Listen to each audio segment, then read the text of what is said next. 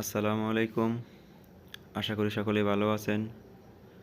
তো আমার স মুরগি শখের খামার মুরগি বাড়ি এগ্রো লিমিটেডের জন্য নিজেই তৈরি করে নিলাম লেয়ার মুরগির খাঁচা।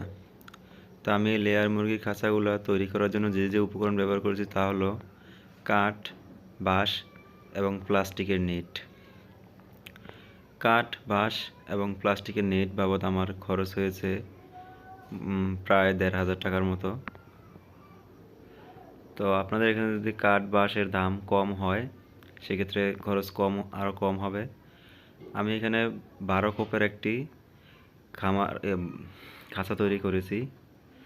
আমার প্রত্যেকটা খাঁচার কোপের সাইজ হলো দৈর্ঘ্য ১.৫ ফুট, প্রস্থ ১ ফুট এবং উচ্চতা ১ ফুট।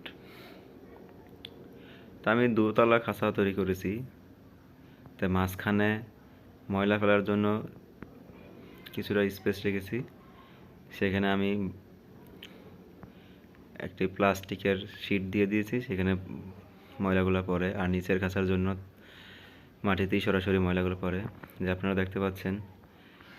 দুটা খাঁচার মাঝামাঝি যেখানে উপরের তলার ময়লাগুলো নিচে পড়বে, সেখানে প্লাস্টিকের শিট দিয়েছি। এতেই মুরগির ময়লাগুলো পড়ে।